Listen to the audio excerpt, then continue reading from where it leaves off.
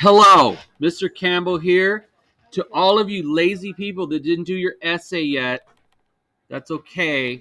I forgive you, but you need to get it done right now in class. Okay? I'm talking to you, and you. All right? First of all, here are some clues on how to do your essay. There are two pacemakers in the heart. Should have done this research on your own over the weekend, but apparently some people had better. What did you guys have to do this weekend that was more important? Okay, you went to work. That's a good excuse. What else? Who else?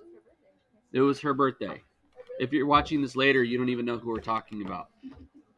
Anyways, happy birthday, Alyssa. All right. We're going to sing you happy birthday after I get done with this video. All right, real quick. Let me tell you everything you need to know to write your 250-word essay, which is nothing compared to the essays you're going to be writing in college. Okay, there are two pacemakers in the heart. One's called the SA node, and the other one's called the AV node. You guys know that, right? Because you did the research. Okay, SA, like, what's up, SA? No, not like that. It's SA right here. See this? SA node. Okay, so what does that mean?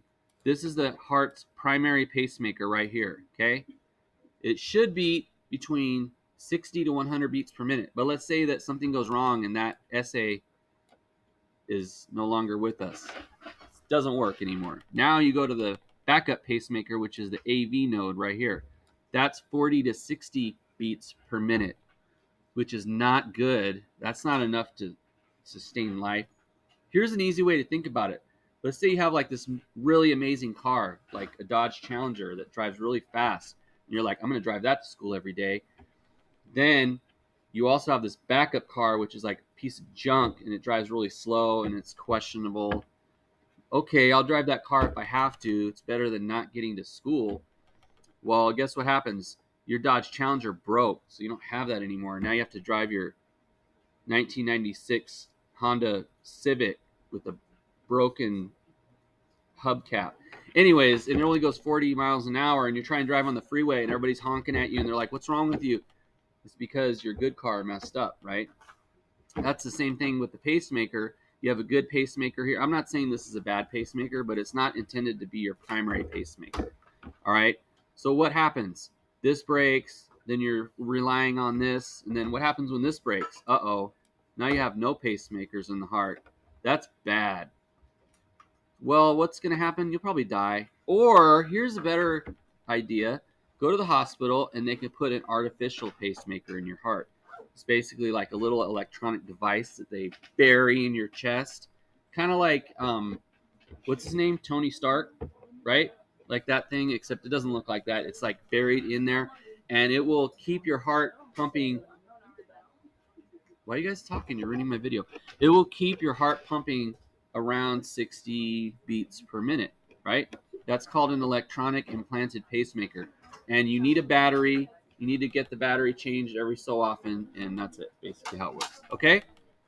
So, if this pacemaker is doing what it's supposed to do, your heart will beat 60 to 100 beats per minute and will look like this. I'll show you. QRS. This is what your heart will look like if everything's working right. Okay?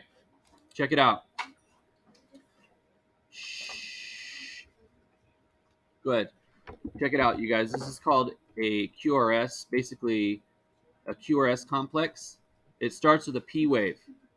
This P wave right here is from the SA node. So if you don't see one of these when you're looking at an EKG, that might mean that something's wrong with the SA node. Okay? That means the atria is not functioning correctly or the electrical impulse is not. Anyway, but if everything's working great, you should see one of these P waves and you should see a narrow QRS complex. That means it's narrow, it's coming from the atria, which is the top of the heart. All right? Right up here. But if this is broken and it's coming from down here, it's going to be wide. It's not going to look narrow like this anymore. So it will look like this. I'll show you. Ventricular tachycardia. This is just an example of a ventricular EKG. Check it out. You guys notice the difference here? Hopefully, yes. I can't hear you because you're watching this video later. But anyway, the people in here should be responding. You see a difference? Yeah. Okay, it's wide. You don't see a QRS complex like the normal one I just showed you. You see a very wide, electrical impulses. See how wide that is? You don't see a P wave. Why? Because there is no P wave. It's not coming from the atria. It's coming from the ventricles lower in the heart. This is coming from, like, I'll show you, this area right down here, which is not going to work. That's why I told you on Friday, if you're in VTAC, you're about to die. So we cannot allow that to continue. So we need to give you either a medication or we need to shock you so that it goes back to a normal heartbeat that looks like this. Make sense? So what is this that we're looking at? This is the atria, the SA node. This is more, okay, let me rephrase this part. This represents one electrical impulse, okay? The depolarization and repolarization of the heart, right? This is the first thing that happens, which is the SA node. And then lower, basically down here, is when the SA node fires first and the electrical impulse travels down the heart to the further down to the AV node. That's why it's like bam, bam, bam, bam, And then once everything happens, it repolarizes. So depolarization, repolarization, and that's one heartbeat. And then you're happy and you're alive and everything's great. And then hopefully nothing goes wrong. But if the pacemakers go bad, that's when you need to get an artificial pacemaker. Make sense?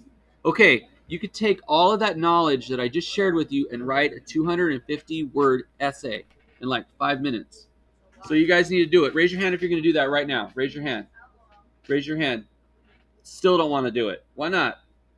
What's your reservation? Tell me why you don't want to write an essay.